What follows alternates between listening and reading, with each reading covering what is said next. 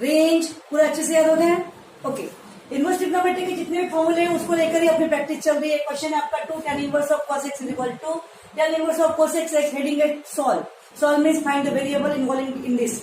Variable कौन सा है? x, यानी कि आपको x फाइंड करना है। ओके, दोनों साइड में tan इनवर्स का होना बहुत जरूरी है, लेकिन यहाँ पर 2 tan इनवर्स है और यहाँ पर tan इनवर्स है, तो हम इजीली 2 tan इनवर्स को tan इनवर्स में कन्वर्ट कर सकते हैं। कौन सा formula?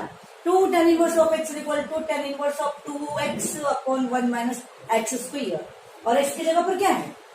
cos x. With cancelling tan inverse from both sides, this is not ordinary cancellation. By definition, if tan inverse of x is equal to tan inverse of y, then x is equal to y. So that means this x is equal to this y. इन दोनों को equal ले लिया, लेकिन लेते वक्त थोड़ा simplify भी कर दिया। 1 माइनस cos स्क्वायर की जगह पर sin स्क्वायर लिख दिया। ये fraction this is equal to ये वाला फ्रैक्शन cos की जगह 1 बाय sin कर दिया। अब यहाँ क्या करते हैं स्टूडेंट? डायरेक्टली sin x मन के मन में कैंसिल कर लेते हैं कोई, और एक साइन यहाँ पर लिख देंगे और एक को कैंसिल कर देंगे, और ये गलत है। कभी भी आपको जिससे आप डिवाइड कर रहे हो उसे एक्सप्लेन करना पड़ेगा कि वो जीरो नहीं है, या फिर मतलब जीरो नहीं है तो आप डिवाइड कर सकते हो, बट वो जीरो होगा तो आप डिवाइड कर सकते हो क्या? नहीं ना। ऐसे कंडीशन में मैं एक ही बात बोलूंगी, फैक्टराइज करो।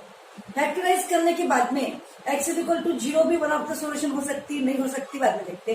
फैक्टराइज करने के बाद ऐसा क्रॉस इसको मल्टीप्लाई कर दिया, अब इसमें से कॉमन निकाल लिया, तो क्या आएगा आपका यहाँ से sin x is equal to 0, यहाँ से आएगा आपका ये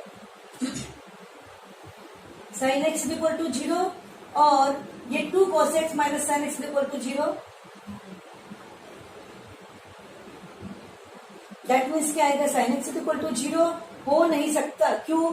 क्योंकि देखो, अगर मैंने यहाँ पे sin x is equal to 0 ले लिया तो x इज इक्वल टू जो भी एंगल आएगा n पाई, वहां पर ये उसके लिए कोसेक डिफाइन नहीं होगा। यहाँ भी आप डिवाइड करते वक्त एक्सप्लेन कर सकते कि sin x शुड नॉट 0, वो 0 नहीं होना चाहिए। क्यों? तो अगर वो 0 होगा तो यहाँ पर कोसेक नॉट डिफाइन बन जाएगा।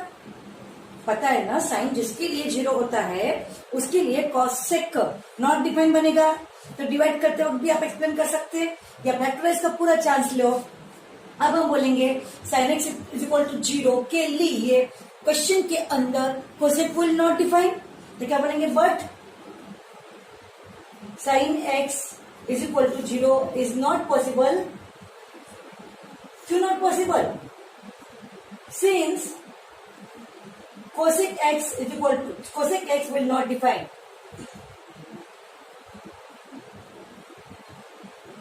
cosec x डिफाइन नहीं होगा क्योंकि आपके क्वेश्चन में cosec है कि नहीं, इसीलिए वो हमको नहीं चलेगा, एंड देयरफॉर नेग्लेक्टेड। उसको क्या करेंगे? निग्लेक्ट करेंगे। फिर क्या बचा? Only 2 cos x minus sin x is equal to 0 बचेगा ना। फिर हम लिखेंगे देयरफॉर ये only this one 2 cos x is equal to, उधर जाएगा तो क्या बनेगा? sin x, and therefore divide by, अब यहाँ से ये तो 0 नहीं है ना, हम डिवाइड बाय कर लेंगे तो क्या बनेगा? cot x is equal to 1/2, तो फिर therefore cot x is equal to 1/2। अब यहाँ पर cot x is equal to 1/2 निकल चुका है। देखिए, अगर ये 1/√3 होता तो तुम्हारे मन में 60 वाला यानी कि π/3 वाला एंगल को लेकर जनरल सॉल्यूशन निकलती थी। अगर ये ओनली √3 होता तो यहाँ क्वाट के लिए π/6 को लेकर जनरल सॉल्यूशन हम निकालते। अगर ये 1 होता तो π/4 को लेकर जनरल सॉल्यूशन निकालते हैं। अगर नेगेटिव होते तो अकॉर्डिंग टू क्वाड्रेंट उसके वाले रहता, बट आपके पहचान के वो वाला फ्रैक्शन नहीं पहचान में से, लेकिन पहचान में से नहीं भी हुआ तो क्या वो कॉट की वैल्यू हो नहीं सकता क्या? कॉट तो ऑल रियल में आएगा कि नहीं, बट एग्जैक्ट आपको स्टैंडर्ड एंगल मालूम नहीं है, बट उसकी पॉजिटिविटी और नेगेटिविटी को देखते हुए आप वो एंगल फाइंड कर सकते। देखो कैसा, हम लिखेंगे यहाँ से कि cot x is equal to, हम 1/2 किसी एंगल के लिए तो 1/2 होगा कि नहीं होगा। अब ये पॉजिटिव फ्रैक्शन है तो सबसे पहला बोलो एंगल कहाँ पर आएगा? पॉजिटिव फ्रैक्शन है वो, करेक्ट। तो फिर हम ऐसे बोल सकते हैं ना कि where alpha lies between comma करके बोल सकते हैं कि अल्फा शुड लाई बिटवीन 0 से π/2।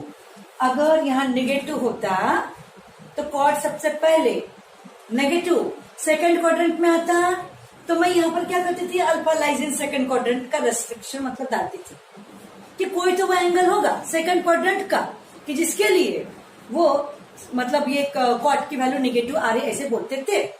बट पॉजिटिव है तो क्या बोलेंगे, कोई तो वो एंगल होगा फर्स्ट क्वाड्रेंट का कि जिसके लिए क्वाड वो पॉजिटिव फ्रैक्शन होगा। ये बात समझ में आ रही।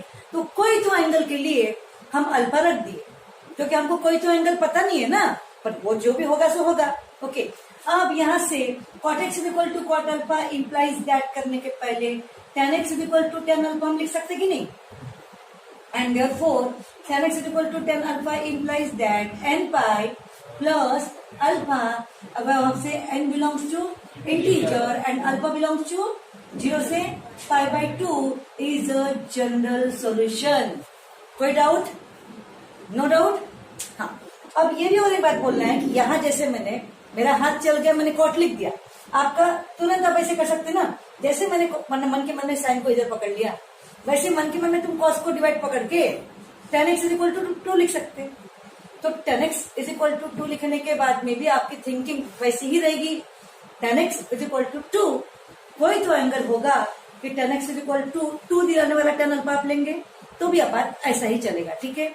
हाँ, और एक बात, अल्फा का और अप्रोक्सीमेट प्रॉपर रेंज, प्रॉपर तो एग्जैक्ट नहीं निकल पाएंगे, अप्रोक्सीमेट रेंज अगर आपको निकालना है तो अब ये सारे एमसीक्यूज लेवल पे ये सारी चीजें हो सकती है। हम जानते हैं कि tan 0 0 होता है, कितना आंसर है, cot x इक्वल टू 1/2 है ना, तो therefore tan x कितना है, 2 बनेगा, 2 tan x 2 बनेगा कि नहीं।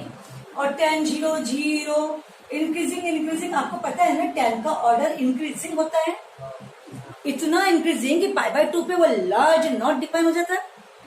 बहुत फास्ट फर्स्ट क्वाड्रेंट में 0 से 90 में वो इतना फास्ट इंक्रीज होता है कि 0 से 90 एंगल तक tan की वैल्यू लार्ज इनफाइनाइट होने की तरफ आती है ना।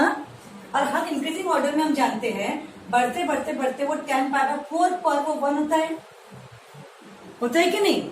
और इससे पहले 1/2 2 जो है tan x इक्वल टू 2, ये आपका जाएगा पाई बाई 4 के बाद में जाएगा। tan 60 की वैल्यू तुम जानते हो, tan 60 कितना होता है, √3 मतलब 1.7 समथिंग होता है ना। तो ये 2 जो है वो 1.7 के भी ऊपर गया कि नहीं, तो फिर वो बता बड़ा एंगल कहाँ लाई करेगा, अप्रोक्सीमेट रेंज।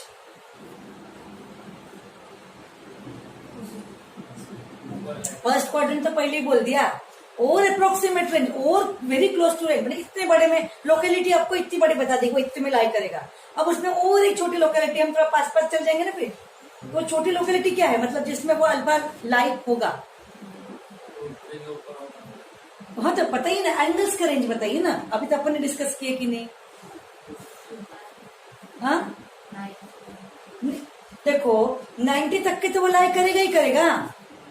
अभी हम जैसे बोल रहे हैं tan इंक्रीजिंग क्राइटेरिया में वो जैसे ऐसे होते थे 1 ऐसे करते करते करते 60 पे √3 होता है, बढ़ते बढ़ते बढ़ते एंगल बढ़ रहा है, एंगल 30 45 40 जो भी है 60 में √3 हो रहा है। इतना तो पक्का मालूम है कि नहीं, 1.73 टू समथिंग, तो वो भी तो नंबर आपका 2 से छोटा है कि नहीं, तो एंगल कहा जाएगा 60 के ऊपर जाएगा ना, क्योंकि 60 तक के एंगल की फ्रैक्शंस क्या आएगा, छोटे छोटे, 2 से छोटे ही है ना, तो फिर वो एंगल क्या रहेगा, 60 से ऊपर ही रहेगा कि नहीं।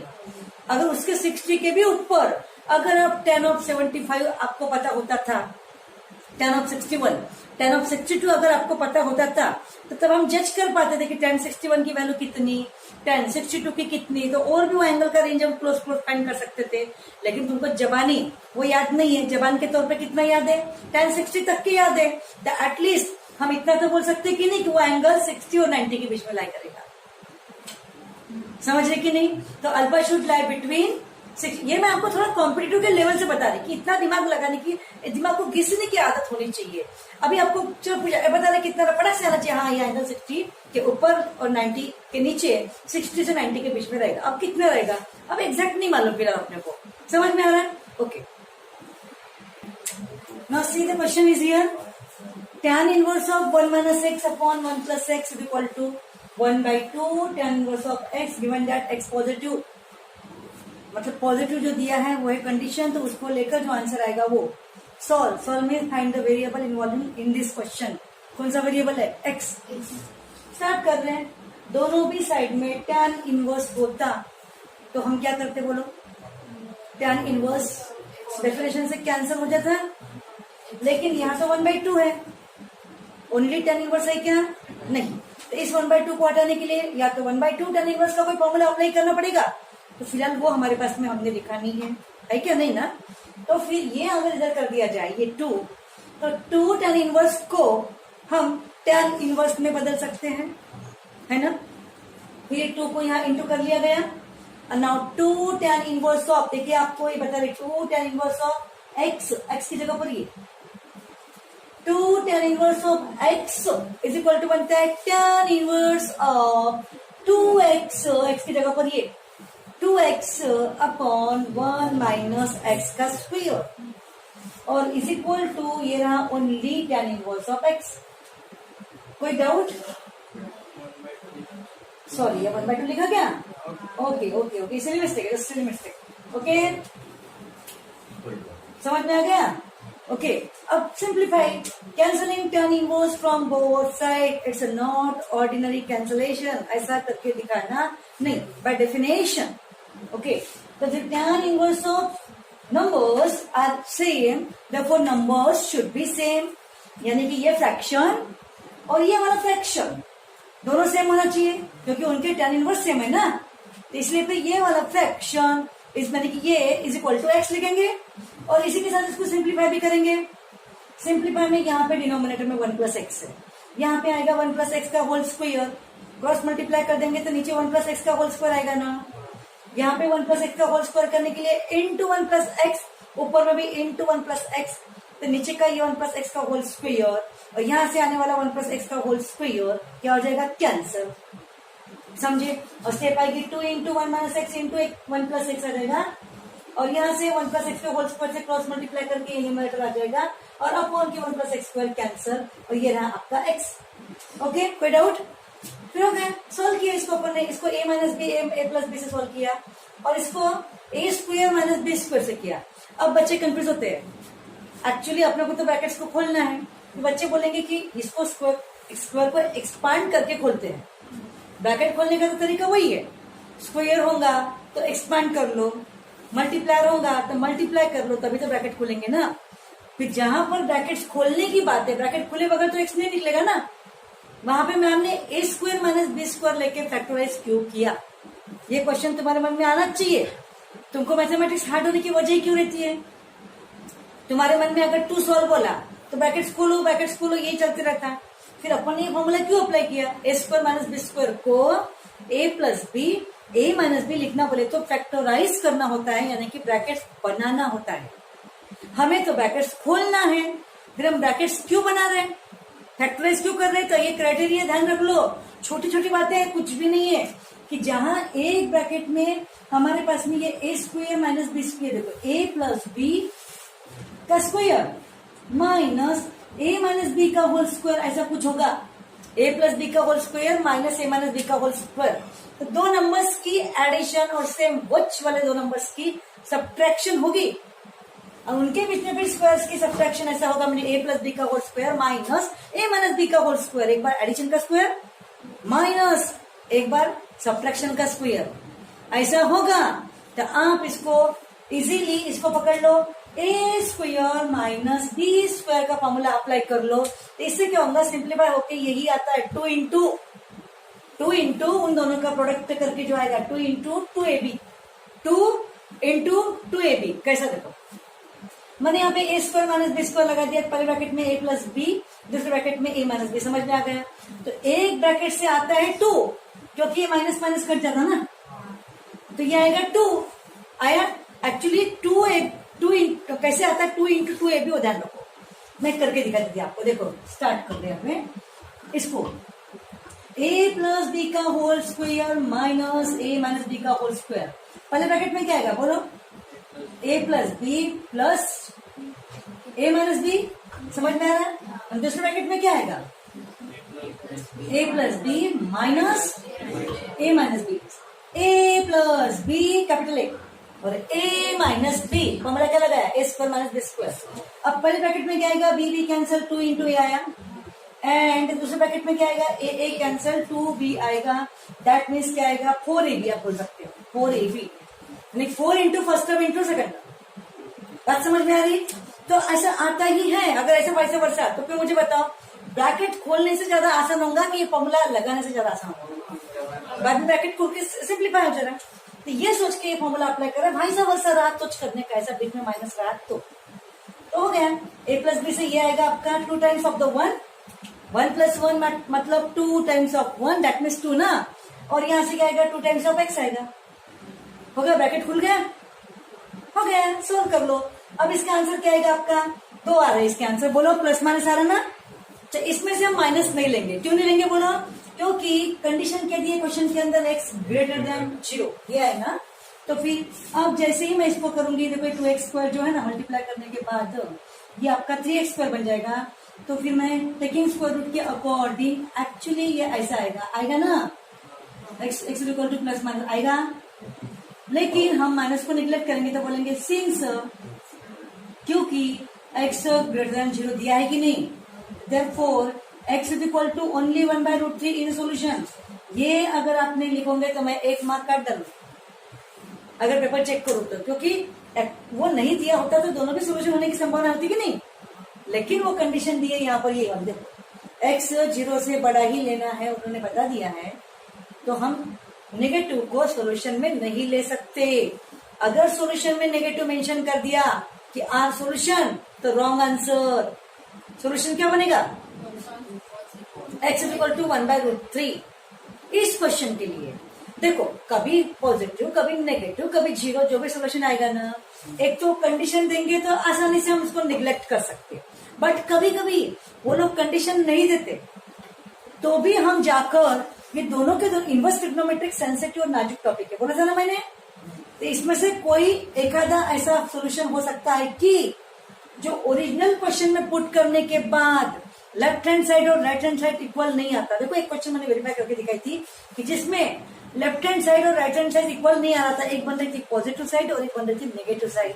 तो ऐसे वाले सोल्यूशन को, ऐसे वाले आने वाले आंसर को हम सोल्यूशन नहीं बोल सकते, तो उसको भी नेग्लेक्ट करना पड़ेगा। मतलब जो भी आपके सामने आता है वो आपका सोल्यूशन है या नहीं, एक बार केयरफुली देख लो कि दोनों के दोनों नंबर्स को यहाँ पे बिठा के देखो, समझे क्या। स्पेशली कॉम्पिटिटिव में दोनों ने सेटिस्फाई किया तो दोनों आंसर्स होंगे, एक नहीं कर रहा तो क्यों नहीं कर रहा, हल्का सा जस्टिफाई करो। और यहाँ तो क्वेश्चन में कोई बात ही नहीं, उन्होंने खुद नहीं बोला है कि x ग्रेटर देन 0, यानी कि आपको यहाँ तो कुछ करने की जरूरत नहीं, नेगेटिव को तो एक्सक्लूड करना ही पड़ेगा, समझा कि नहीं। Okay, now see here question, छोटे छोटे क्वेश्चन है कि बिल्कुल conceptional. tan inverse of this plus tan inverse of this equal to π/2 दिया है हमारे लिए, इधर कुछ नहीं, ordinary tan inverse of x plus tan inverse of y का फॉर्मूला अप्लाई करेंगे। दो tan इनवर्स क्या लिखे हैं, फिर तुम्हारे मन में आ रहा है कि h क्यों करने का, h क्यों नहीं करने का, कुछ करने के लिए है ही नहीं, है कुछ हो तो सोचेंगे ना ऐसा है कि वैसा करके। tan एक साइड में तो न्यूमेरिकल पाई रेडियन में वैल्यू पड़ी हुई है, रेडियन का है कि नहीं, बस यही है। tan inverse of x plus tan inverse of y का formula tan inverse of x plus y upon 1 minus x into y, याद है कि नहीं। Okay, π/2 as it is.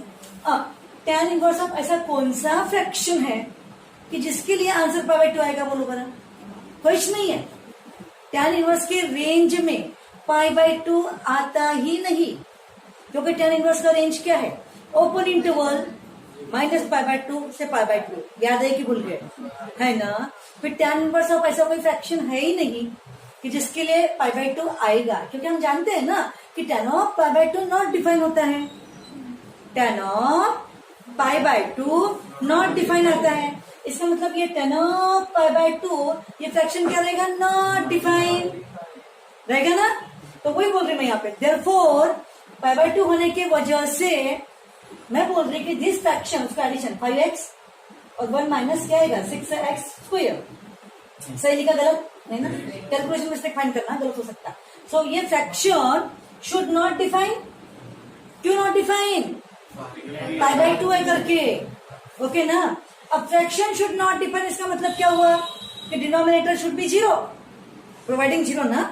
इसका मतलब फिर मैंने लिख दिया कि डिनोमिनेटर शुड बी जीरो। कोई डाउट नहीं। अब इससे हमें x square is equal to क्या मिल गया आपको 1/6 and therefore x is equal to क्या आएगा, x is equal to plus minus 1/√6 आएगा ना।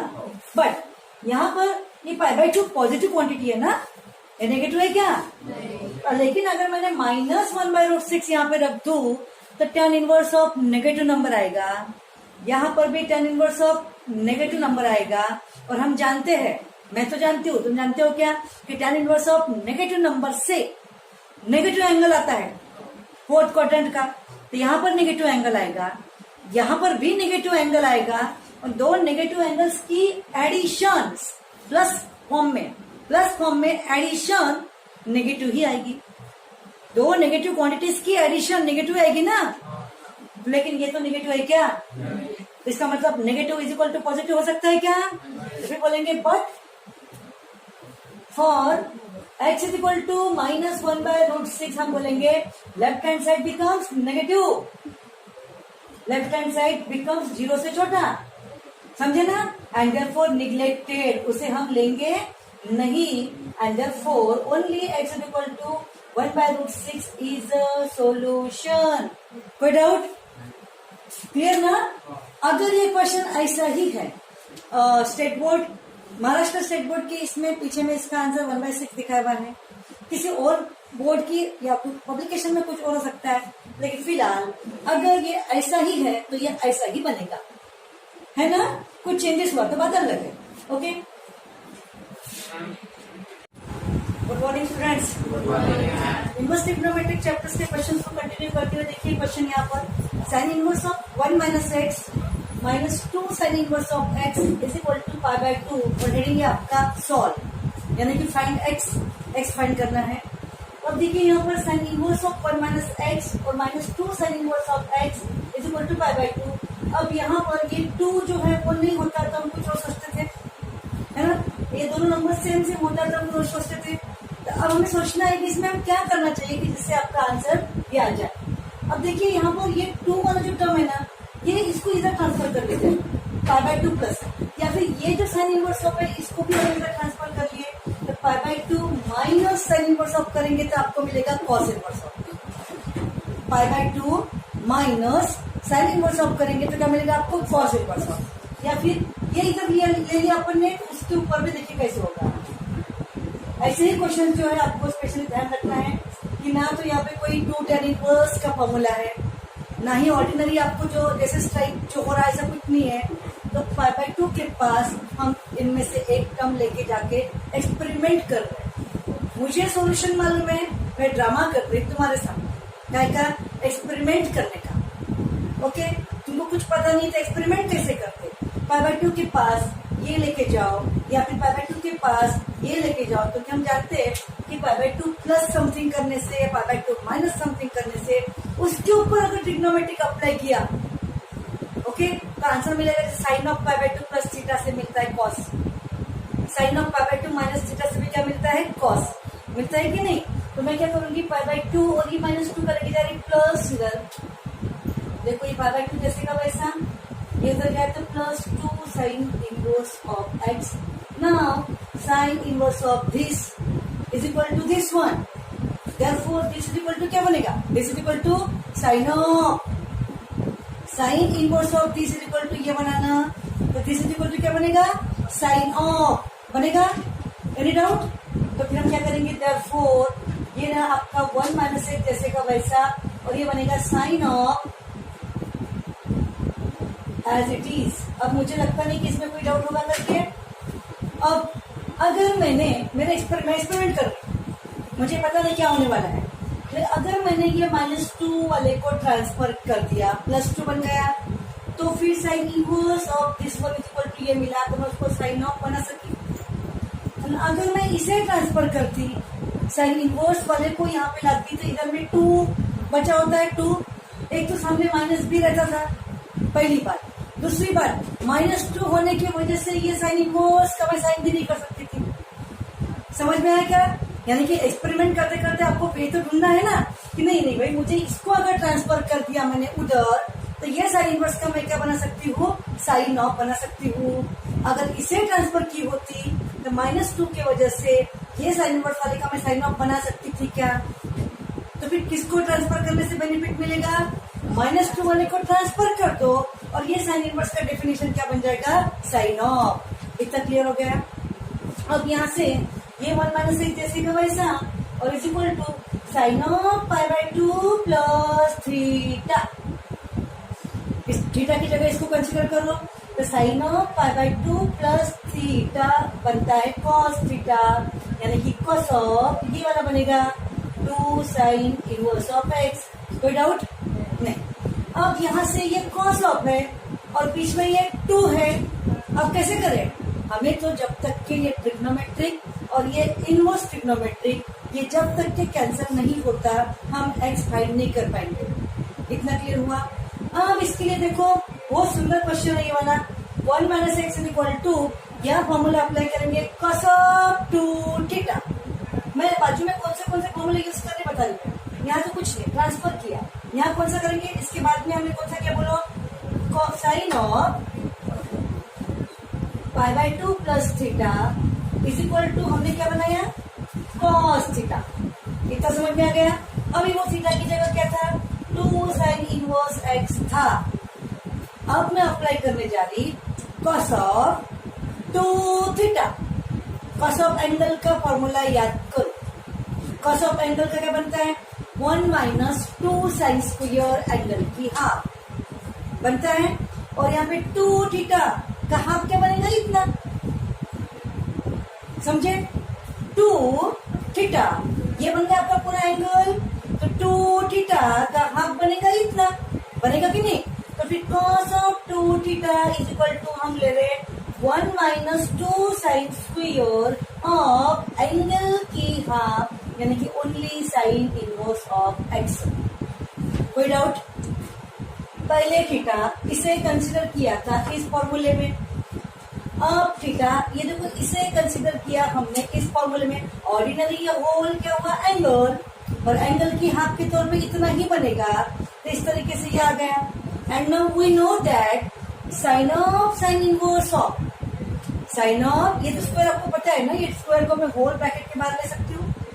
ये जो ट्रिग्नोमेट्रिक साइन का स्क्वायर है वो स्क्वायर मैं होल ब्रैकेट के बाहर ले सकती हूँ, पता है कि नहीं। तो ये क्या हुआ, साइन ऑफ एंगल ही हुआ ना। तो साइन ऑफ ये एंगल में साइन इनवर्स दिखाई दे रहा कि नहीं। तो साइन ऑफ साइन इनवर्स का क्या बन जाएगा, x। तो इस तरीके से यहाँ बन जाएगा x, यानी कि 2 ये बनेगा x और ये आएगा स्क्वायर। इसको हम प्रेजेंट करेंगे ऐसा। तो देखिए इसमें हम ऐसे लिख रहे हैं यहाँ पर ये 1 - x जो है ये एज इट इज ये इज इक्वल टू 1 - 2। अब ये होल ऐसे ब्रैकेट में मैं आपको आपके कन्वीनियंट के हिसाब से ये जो स्क्वायर है ना ये बाहर लिखवा के दिखा रही। समझ में आ रही स्टेप, थोड़ी देर के लिए आप समझ में चाहते हो कि ये स्क्वायर ऐसा लिखा जाता है साइन ऑफ एंगल, और ये वाला जो स्क्वायर था उसे मैंने यहाँ लिख दिया। ओके, अंदर के अंदर sine of sine inverse x का क्या बनेगा, x बन जाएगा। अंदर के अंदर x बनेगा कि नहीं। तो फिर क्या आएगा आपका ये वाला 1 - x इक्वल टू 1 - 2। अंदर के अंदर इसका बन गया x और x का ये क्या है आपका स्क्वायर है ना।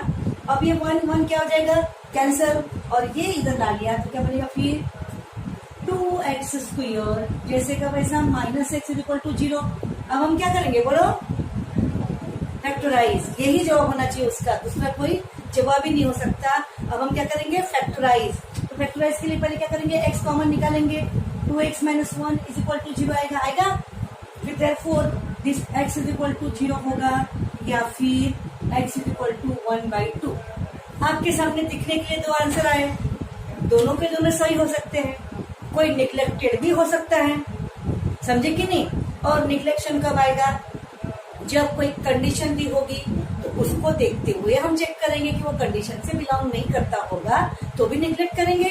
या फिर मैंने कल बताया था वीडियो में कि अगर इनमें से कोई भी आपकी रियल ओरिजिनल क्वेश्चन को नॉट डिफाइन नॉट रियल कर देता होगा तो उसे भी बाइकआउट करना पड़ेगा, यानी कि निग्लेक्ट करना पड़ेगा भाई, तू नहीं चलेगा। समझ में आ रहा?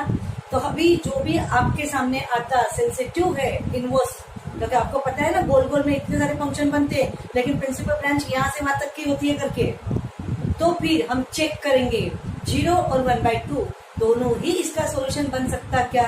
तो स्टार्ट करते हैं। अगर मैंने x = 0 ले लिया तो आपका ओरिजिनल क्वेश्चन जो है वो देखो यहाँ से, original question sign inverse of 1 - x ऐसा दिख रहा है आपको ओरिजिनल क्वेश्चन।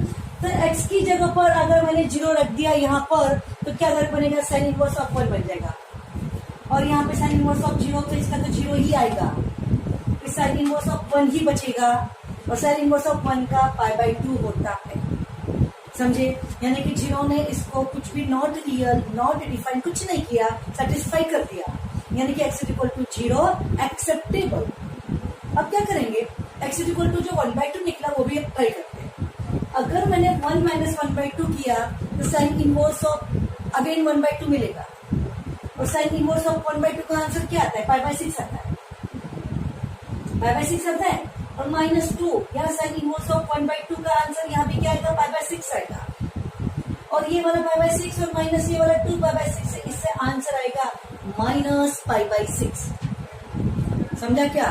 तो ये -π/6 π/2 के बराबर है क्या?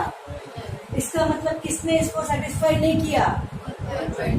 हमेशा बच्चों को आदत होती है 0 को ही चेक करते हैं, ऐसा नहीं। देखो इस क्वेश्चन में 0 सॉल्यूशन निकली है और 1/2 एक्सेप्टेबल नहीं है, हम क्या बोलेंगे फिर यहाँ से कि बट 1/2 के लिए हम ऐसे प्रेजेंट करेंगे सॉल्यूशन में, but for x = 1/2 left hand side becomes negative,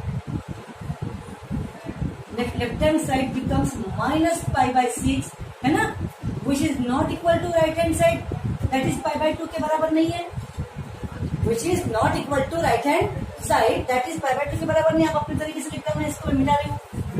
समझ में आ रही बात? देयरफॉर क्या करेंगे, बोलो। देयरफॉर भाई मेरे 1/2 तू नहीं चलेगा, तू बाहर हो जा। तो therefore neglected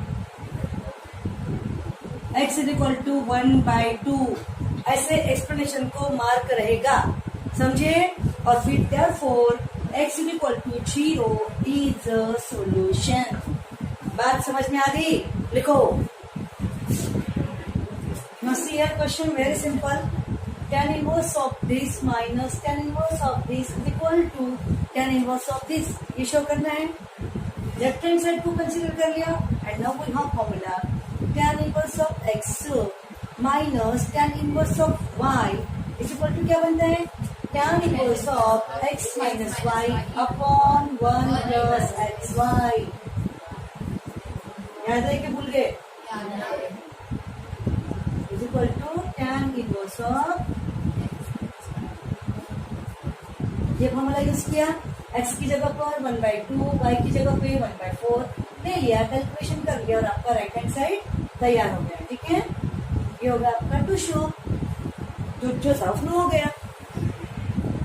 now question is here, cot inverse of 1/3 minus tan inverse of 1/3 is equal to cot inverse of, यहाँ दिया हुआ 3/4। देखते आता है क्या, कोई कैलकुलेशन मिस्टेक हुई तो ढूंढ लेंगे हम करते करते। ओके, तो हमें जो भी ये शो करना है, ये cot इनवर्स है माइनस ये tan इनवर्स है, और बाकी में cot। लेफ्ट हैंड साइड को मैंने कंसिडर कर लिया, और कुछ भी नहीं आसान है, हम जानते हैं कि हमारे पास tan इनवर्स और tan इनवर्स को लेके फॉर्मूला है ना, tan inverse of x minus tan inverse of y, या बीच में प्लस होगा। तो मुझे tan इनवर्स और tan इनवर्स चाहिए ना, तो फिर मैं cot इनवर्स को tan इनवर्स बना लेती हूँ, और फॉर्मूला है हमारे पास में कौन सा, cot inverse of x is equal to बनता है tan इनवर्स ऑफ 1/x, इसका रेसिप्रोकल कर लेंगे तो tan इनवर्स हो जाएगा। क्यों बना रहे tan इनवर्स, क्यों बना रहे, क्योंकि tan inverse of tan inverse के साथ में फॉर्मूला है कि नहीं। इस तरीके से इसका tan इनवर्स बनाते हुए 1/3 का रेसिप्रोकल क्या आ गया 3। अब अगर हम स्टार्ट करेंगे tan inverse of x minus tan inverse of y is equal to tan inverse of x minus y upon 1 plus x into y. x की जगह पे और y की जगह पे जो लिया वो समझ में आ गया, हो गया। अभी आ जाएगा 9 - 1, 9 - 1 क्या आएगा 8/3, और यहाँ से आएगा आपका 3 विल बी कैंसल। हाँ, ये आएगा आपका 8/3/2 आएगा, दैट मीन्स 8/6 आएगा, 8/3 और नीचे में क्या आएगा 2/2 यानी कि 8/6 हो जाएगा। देखो यहाँ से 8/3 एंड बाई 2, ये बाई 2 यहाँ पे आ जाएगा ना, तो 8/6 बनेगा और 8/6 का आंसर क्या आएगा 4/3। तो ये बनेगा tan इनवर्स ऑफ 4/3, तो उल्टा cot इनवर्स ऑफ क्या बनेगा 3/4। तो इस तरीके से ये आ गया आपका राइट हैंड साइड। ओके, कोई doubt? Now see the question is here. To show 2 cot inverse of 3/2 plus sec inverse of 13/12 is equal to pi/2। ये pi/2 को देखकर आपके मन में क्या आता है, tan inverse plus cot inverse, इसका pi/2 बनेगा सेम नंबर के लिए, sin inverse plus cos inverse and cosec inverse plus sec inverse, इनकी एडिशन pi/2 आती है। यहाँ पर आप देखेंगे पूरी तरह से ना tan इनवर्स cot इनवर्स है, ना पूरी तरह से cosec sec इनवर्स, कुछ भी नहीं है ना। हाँ, एक ट्राई ले सकते हैं। अगर ये sec इनवर्स है तो मुझे इंतजार रहेगा कि यहाँ पर cosec इनवर्स आ जाए। अगर मैं इसको sec इनवर्स का रेसिप्रोकल अगर नंबर बनाना है तो आपको पता है ना cos इनवर्स बनता है। अगर मैं इसको cos इनवर्स में बदल दूं, sec इनवर्स का जब अपन cos इनवर्स करेंगे तो ये बन जाएगा 12/13 फॉर्मूला। तो फिर अगर ये cos इनवर्स है तो मुझे इधर से किसका इंतजार रहेगा बोलो, sin इनवर्स आ जाना चाहिए, ताकि मैं उनका सेम नंबर्स में एडिशन pi/2 लिख दूं। ओके, यानी कि जो भी मुझे अटैक करना है, किस पर करना है बोलो, 2 cot इनवर्स के ऊपर, क्योंकि 2 मुझे डिस्टर्ब करना है। ओके, अब 2 cot इनवर्स को देख के कौन सा रास्ता दिख रहा है, 2 को लेकर कौन सा 2, कौन सा फॉर्मूला, वही वो cot इनवर्स ना होकर दूसरा किसका क्या होना चाहिए था। हाँ, आया कि नहीं मन में। तो 2 cot इनवर्स की जगह पे तुम्हारे मन में से इच्छा तो होनी चाहिए, यहाँ पे 2 tan इनवर्स होता तो मैं कुछ करता। फॉर्मूले है ना 2 tan इनवर्स के, एक नहीं 3 फॉर्मूले हैं। तो फिर मैंने इसको tan इनवर्स में बदल देते हैं। ठीक है, तो क्या आएगा, लेफ्ट हैंड साइड हम ले लेते हैं, ले लो मैं pi/2 आप लिख डालना, और मैं ले रही अपना ये left hand side is equal to, अब मैं ये 2 cot इनवर्स की जगह क्या कर लू, और इसका 2/3, और इसको मैं लिख के रख देती हूँ कौन सा, cos इनवर्स ऑफ 12/13। कौन सा फॉर्मूला यूज किया बोलो फटाफट, cot inverse of x is equal to tan inverse of 1/x, दूसरा sec inverse of x is equal to cos inverse of 1/x। Okay, अब यहाँ पर क्या है, cos इनवर्स, तो यहाँ पे किसका इंतजार है, साइन इनवर्स का है ना।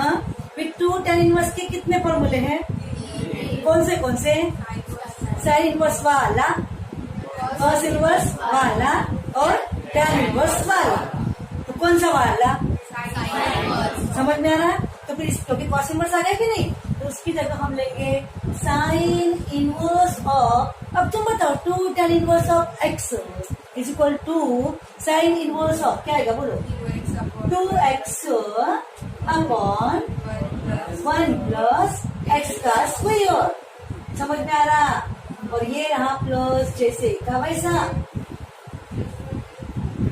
बाजू में हम फॉर्मूला लिख देंगे, डैश डैश बोलो कौन सा formula, 2 tan inverse of x is equal to sine inverse of 2x upon 1 plus x square. Okay ना। अब यहाँ पर अब आप बोलो किसका इंतजार रहेगा तुमको, साइन इनवर्स तो ला लिया, अब इंतजार किस चीज का होगा बोलो, प्रॉपर जवाब नंबर से। इनवर्स के सामने एंगल ना बोलो, एंगल में भी वो न्यूमेरिकल नंबर्स आते रहते हैं, लेकिन इनवर्स के सामने एंगल ना बोलो, इनवर्स के सामने जो भी है वो x जो है ना वो नंबर सेम बोलने का। ठीक है, तो साइन इनवर्स के सामने कुछ वाले नंबर का इंतजार होना चाहिए जो यहाँ पे cos इनवर्स में है, तो सेम रहा तो ही pi/2 बनेगा ना। तो कैलकुलेशन में अगर थोड़ी भी गलती हो जाए, 19-20 हो जाए, 12/13 अगर नहीं आएगा तो अपन रीट्राई कर सकते हैं, है ना। तो 12/13 आएगा, देखिए स्टार्ट, साइन इनवर्स ऑफ क्या आएगा रे, ये आएगा 9 आएगा ना, 9 + 4 9 प्लस 4 क्या आएगा 13/9, 13/9 आएगा। और यहाँ पे इंटू 3 क्यों कर रहे हैं, इंटू 3 9 आएगा। ऊपर में 3 4 12 और नीचे का 13 क्या आंसर, ये रहा आपका साइन इनवर्स ऑफ 12/13 कैलकुलेशन। और प्लस ये जैसे था वैसा इंतजार खत्म, आ गए सेम नंबर। तो आंसर क्या आएगा 5/2 is equal to right hand side. बाजू में फॉर्मूला कौन सा, sine inverse of x plus cos inverse of x is equal to 5/2। यानी समझ में आ गया। इस प्रकार से आपका प्रूफ हो चुका है। The question is here, cos inverse of x is equal to tan inverse of fraction root of 1 minus x square upon x। ये हमें शो करना है, x नेगेटिव प्रोवाइडेड दिया है। कुछ नहीं, हमें cos inverse of x is equal to this tan inverse show करना है। आप डायरेक्टली भी लिख सकते हो, लेकिन जस्ट फॉर प्रेजेंटेशन थोड़ा खींच के लिखा गया है। Let cos inverse of x को अपन थोड़ी देर के लिए अल्फा ले लिए, तो x is equal to क्या बनेगा cos अल्फा बनेगा कि नहीं। x is equal to cos alpha बन गया। अब उस पर से cos alpha is equal to x बन गया। Cos alpha is equal to x था, तो sine alpha is equal to root of 1 minus cos square alpha, root of 1 minus cos square that is root of 1 minus x square बन जाएगा। Cos alpha पर से sine alpha निकल चुका है। अब then tan alpha is equal to, tan alpha क्यों लिया, क्योंकि मुझे टैन इनवर्स में आना है। अगर यहाँ पे कॉट इनवर्स होता तो, यहाँ कॉट इनवर्स होता तो मैं cot alpha is equal to consider करती थी। अगर यहाँ पर सेक इनवर्स होता तो सेक अल्फा कंसीडर करती थी, उसके लिए तो मुझे साइन भी निकालने की जरूरत नहीं पड़ती थी। तो सेक अल्फा क्या बनता था, कॉस अल्फा का रेसिप्रोकल।